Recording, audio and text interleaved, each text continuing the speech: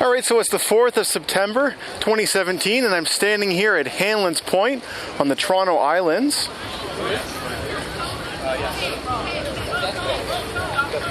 Over here you can see the skyline of downtown Toronto, and to get from there to where I am right now, you take a ferry boat, which docks right here.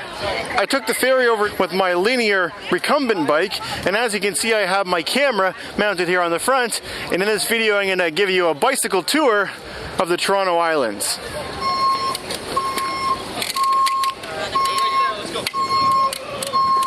So starting from this spot here, I'm just going to ride a little bit further along the island, because at this end of the island there's the Toronto Island Airport, the Billy Bishop Toronto Island Airport, which you can just see beyond that fence over there. You can see a lot of flat open land. You can also see some airplanes that are taxiing around the airfield there.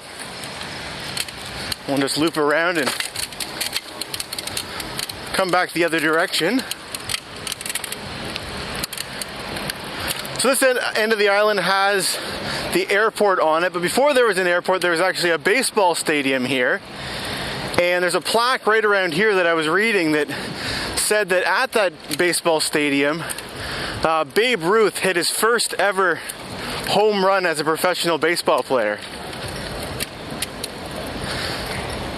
And this area here where we just started is called Hanlan's Point, and a lot of people there. I'm just going to loop around again and we'll go around where all the people are. And Hanlan's Point is named after a professional rower, as in rowing a boat. You can just hear a plane taking off behind me. So Hanlan's Point is basically the west end of the island, or the west end of the island that's accessible to the public. The airport is a public airport, of course, but you can't go and ride your bike around the airfield or anything like that. You can fly out from there, from the terminal. And I'll just show over here right now, there's a music festival going on the island here. That's what a lot of the people at that ferry dock were here for. The festival is called Electric Island, and it's an electronic music concert. Sorry for the bumpiness, we're back on the flat though. So from this end of the island we're going to ride all the way to the other end, which is called Ward's Island. And a lot of people make the mistake of calling this Toronto Island, where it's actually several islands that are all connected together that are called the Toronto Islands.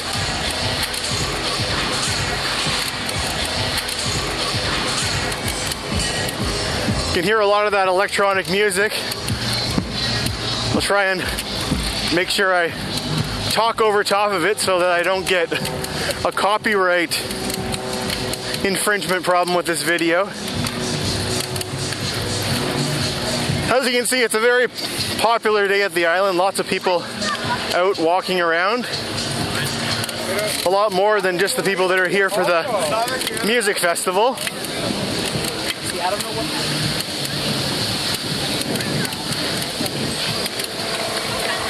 As it's getting kind of late in the day, I guess a lot of these people are walking back to the ferry terminal.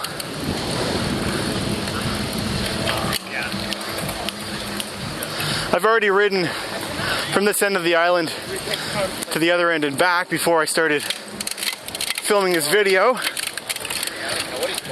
and it was just really busy the whole time when I was exploring in the other direction. Now you can see there's a sign which may not be visible. If we were to turn right there, that path would take us to the clothing optional beach, which, if I'm not mistaken, is the only clothing optional beach in Toronto. There are lots of beaches on Toronto Islands, but only one that's clothing optional here near Hanlan's Point. And I won't take the tour over that way because I'm sure if the copyright infringement from that music didn't get my video in trouble, footage from a clothing optional beach most definitely would.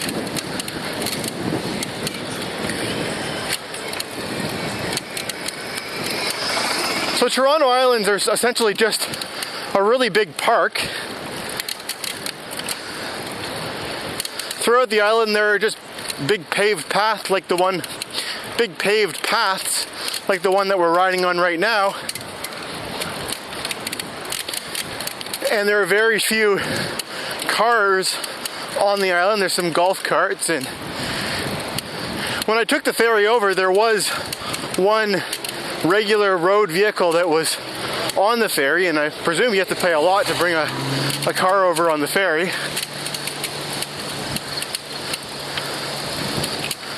But I guess, you know, they're allowed to drive on these roads just like on regular roads, but I guess the speed limit's probably very low because these are mostly being used by pedestrians and cyclists.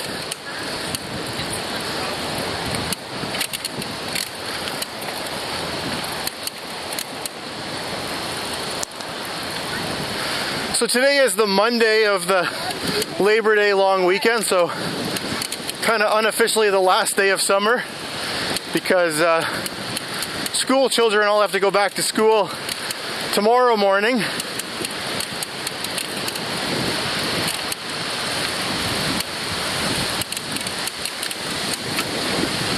Just right over here. This is not part of the clothing optional beach, but it is a beach where you can see the big waves of Lake Ontario coming crashing in. It's a pretty windy day, as you can see.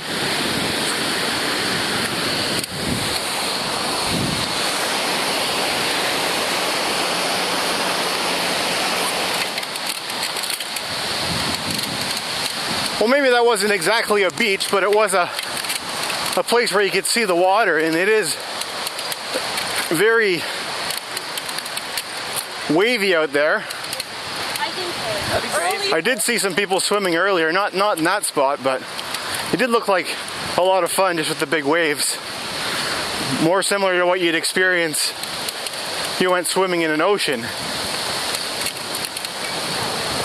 Because there's no tides in the Great Lakes system. Ontario is one of the 5 Great Lakes, which is the largest freshwater body. The 5 of them together are the largest freshwater body in the world. So they're extremely large lakes. Now you'll notice on the left and on the right there's some sandbags, so those white things are. And that's because there was a lot of flooding on the island earlier in the year due to a lot of rain and the water level in the lake being higher than usual. The island was quite flooded, or the islands were quite flooded, and it was actually closed for tourists. They weren't allowed to come over and enjoy the island for most of the summer until the very beginning of August, when it finally opened up again.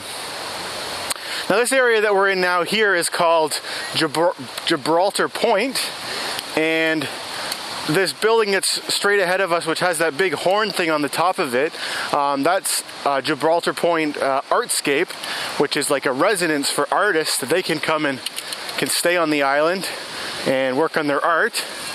And over here, this is the Gibraltar Point Lighthouse, which is actually the second oldest lighthouse in all of Canada, the oldest lighthouse in the Great Lakes system.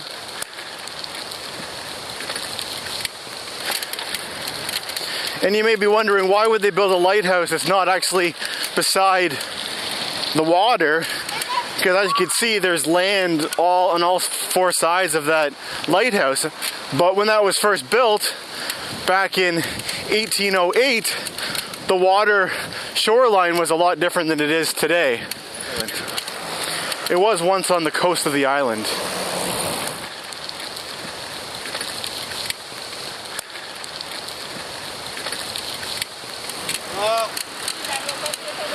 On our left-hand side, there's the island water treatment plant,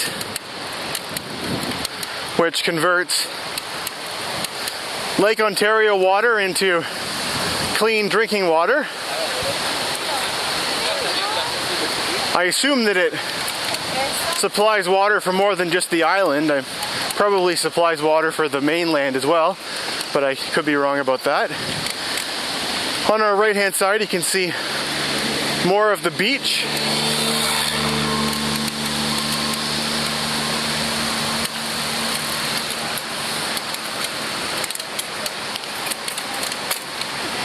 Quite hectic riding on these busy trails.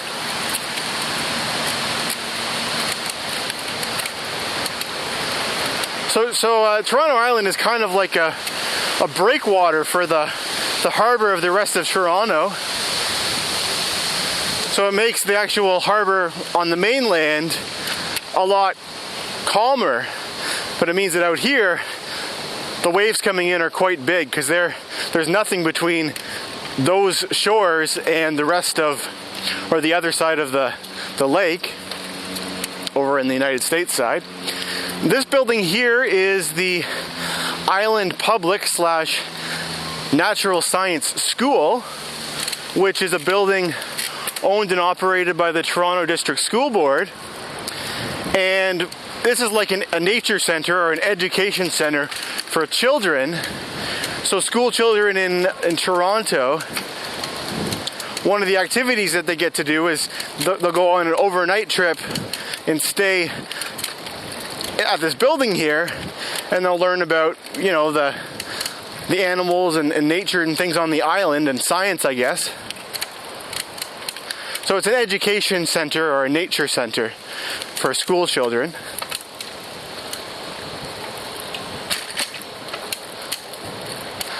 So we've switched over to the other side of the island. We're now on the inland side. It's a little bit quieter here. Certainly quieter in terms of the crowds, but also quieter in terms of the wind and the waves.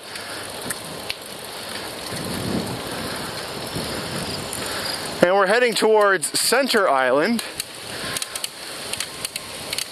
And Center Island has a children's amusement park, which is called Centerville. And we won't go over to Center Island because when I rode over there earlier today, it was even more busy than the section we were just riding on. And we wouldn't be able to move more than about maybe 3 kilometers per hour or something like that. So I'll spare you from that slow journey. This channel here between the island that we're on and Center Island is used for regattas. You can see that there's a kind of a grandstand on the far shore. That's for, I guess, rowing races and canoeing races and those kind of races in that channel there.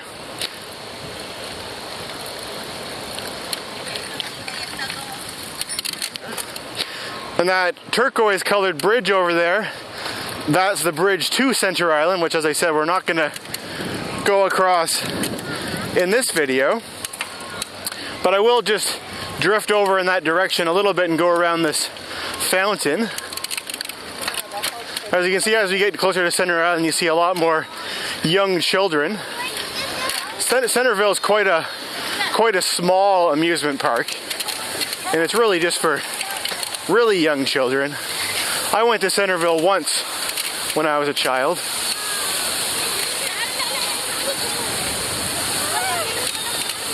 You know, it's got a little train that you can ride on that goes around the park. Gonna check and make sure you didn't get any water on the lens of the camera. And we did. How do you think their children are doing? Why don't you help those? Is that better?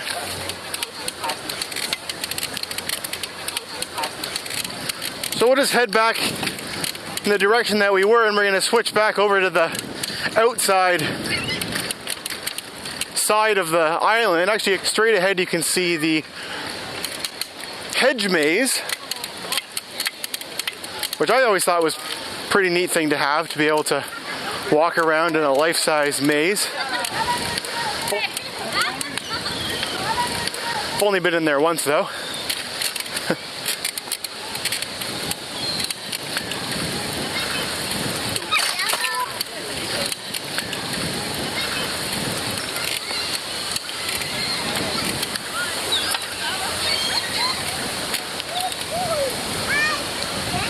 So now we're back on that main pathway that we were on earlier. And another thing which I'll point out is, so there's a beach here obviously, this is the Center Island beach, and straight ahead you can see there's a pier which sticks way out into the water. It's pretty high off the ground.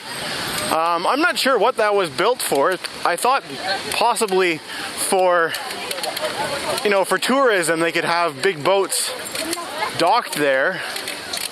But when I went out to the end of that today, it doesn't seem like there's any way for anyone to actually get off of it. So it may have been used for that at one point, but it doesn't look like it's being used for anything like that in its current configuration.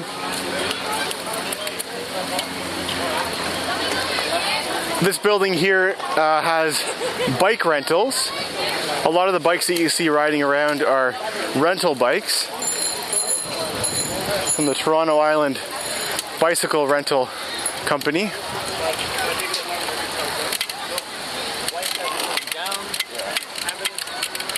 Interesting story about that company is that, so to have a bicycle rental company on the island, there's only one of them, and you have to bid on it to the city each year.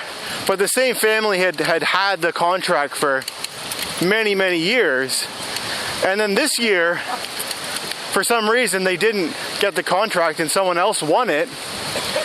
But then, so then they had, you know, this island company that had been renting bikes on the island for 20 plus years, probably more, had all these bicycles, and they no longer had a contract to rent the bikes. So they just decided to sell them all. And, you know, selling not just bikes, but also the quadricycles, the thing that you see over here on the right-hand side, those big red things that have four wheels and sit lots of people, they were selling all of those. And then for whatever reason, they did end up getting the contract later. So I guess they had to go and buy a whole bunch more bikes. I've noticed a lot of really new bikes, people riding around that are rental bikes. So not exactly sure what happened there. So now we're heading through the disc golf course, or frisbee golf, as I think the professionals call it disc golf. And there's actually signs up saying that there's a professional tournament going on this weekend, and I saw quite a few people, you know, carrying their big bags of discs around, and you know, people playing golf, and you'd hear the disc hit the hole, and you'd hear, you know, people applauding like they were spectators for the sport.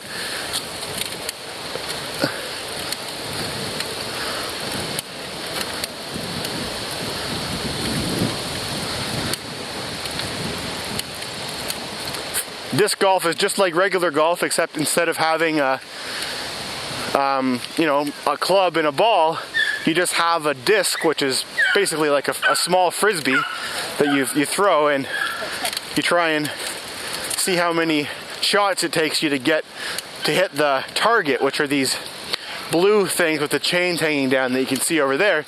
And this is a full-size course that has 18 holes.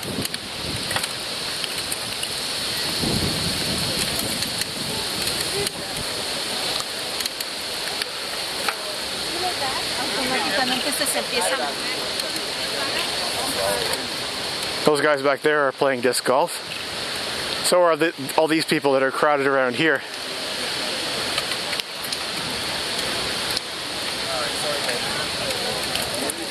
And all those tents that are over on the left, those are all for the disc golf tournament as well.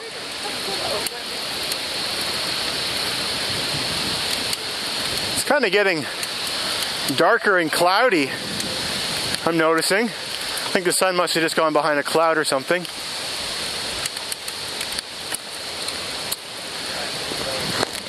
It's quite a warm day. Leading up to today, for the last week or so, it had been sitting around maybe a high of 18 Celsius. And now we're sitting at more than 25 or 26 Celsius right now. This is a popular spot for people to stop to get a nice view of this Toronto skyline. You can see the CN Tower there. People like to come here and get photos with the skyline in the background.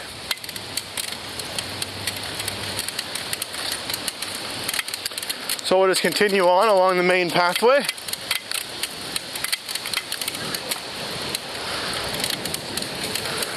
So most of Toronto Island is a park that people from the mainland come over to enjoy. But Toronto Island actually, or some of the Toronto Islands actually have houses on them. And we're about to go and see one of the islands called Algonquin Island, which has some houses. On our right, we're just going past the fire department and EMS station for the island.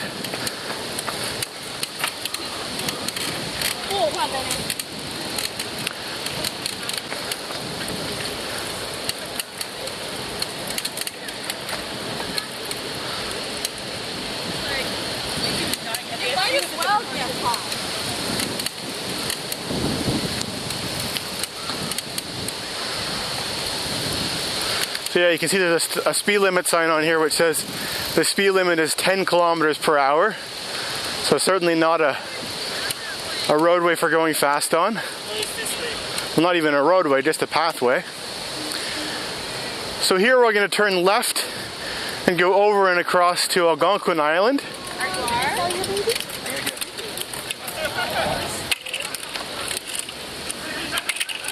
Which is a fairly high bridge because there are boats which come up and through this channel. And they have to be able to get underneath the bridge. This is a very old wooden bridge too.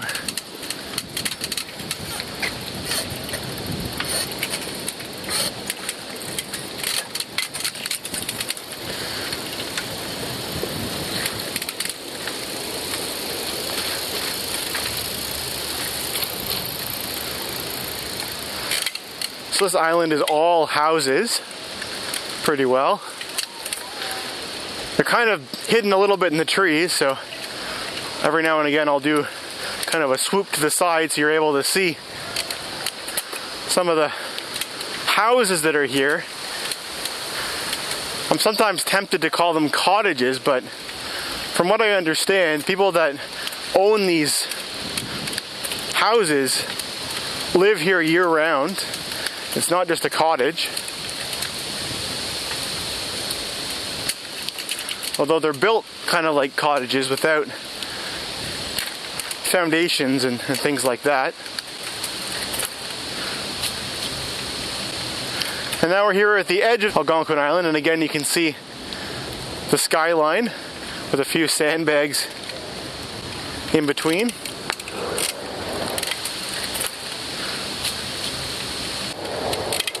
And we'll just head over this way a little bit, past some other houses.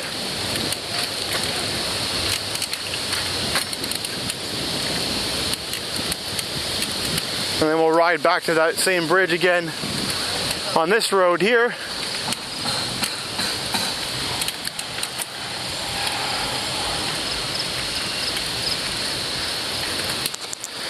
I heard on the radio a few weeks ago an interview with a person that lives on Toronto Island, and they're talking about, well, they were being asked about the challenges of living in a place like this, given that there's no, land access to the mainland, and most people that live on the island don't have cars and, don't have a need to drive. So they talked about questions like, well, what do you do when you need a new refrigerator or a new washing machine, or, someone's got to move out or move in. And they say they're very creative about how they do those kind of things. For bigger moves, I guess they would pay to have, a whole family's moving in or out. They would pay to have a moving van come over on the ferry or on a barge to be able to bring all their stuff across. I've often thought it would be neat to live on Toronto Island, but I think as neat as it would be, I think it would be quite impractical. Because you're so close to the downtown core, but you're always waiting on a ferry to be able to get to and from the mainland. And in the evenings, there's a limit to how late the ferry goes. So you're always rushing to, if you want to go out and do something in the evening on the mainland, you'd always be rushing to try and make the last ferry so you can get home, so you don't get stranded on the mainland. So you can see there's lots of boats over on the left. Lots of people have big sailboats that they dock over here on the island. I don't think those all belong to people that live on the island. We're just gonna head off the main trail here, and we're gonna go over through another neighborhood of houses that's similar to Algonquin Island. This is Ward's Island.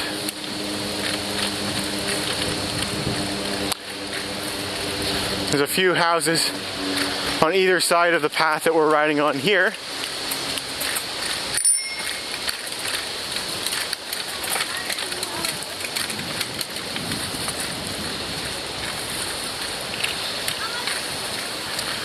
There's a baseball field here, and we'll just turn to our right.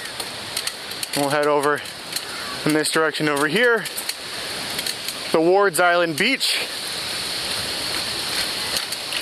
is in the sand straight ahead from where we are.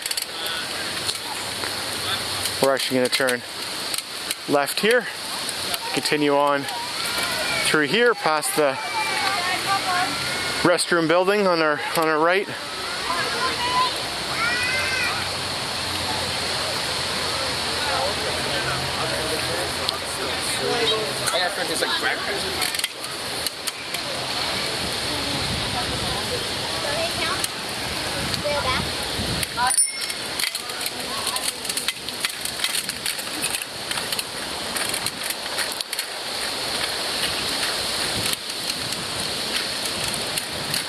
The streets on this island are numbered streets.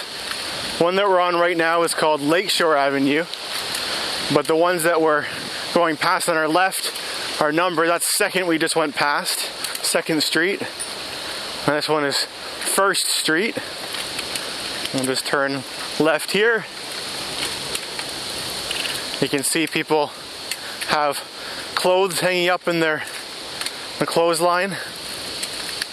And the house on the left there had a big boat in the backyard.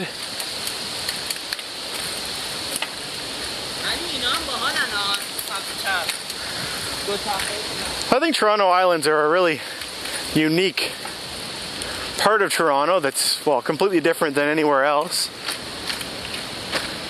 Of course, something that's not physically connected by a bridge from the mainland is naturally going to be different. Technically, the island does have a bridge which connects to it, but it's a bridge which just goes to that airport. So you can take the bridge if you're going to the terminal of the airport, but you can't get from the terminal of the airport to the actual main part of the island. So the only real access to get over here is by taking a ferry, or there are private boats that you can charter, or basically water taxis they call them, that you can take across instead. But basically you need a boat to get over here, any way you look at it.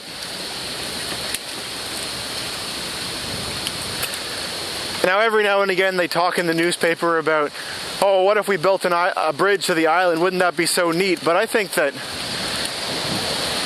if you had a bridge over here, then it wouldn't be an island anymore. You know, it wouldn't be that different. Even if it's a bridge that just bikes could go on, it's the kind of place that, you know, more people would come over, I think. And it just wouldn't be as unique. So I kind of like it the way that it is. So now we're at over on our right hand side is the Ward's Island Ferry, which is the other end of the island where you can take a ferry back to the mainland. There's actually 3 ferry spots along the way. The first one of course was at Hanlan's Point where we started the video. The second one was at Center Island, which we didn't actually visit. And then the third one is this one here, which is Ward's Island Ferry. You can see all these people are lined up to get on the ferry to go back. There are other people that are more pale, right?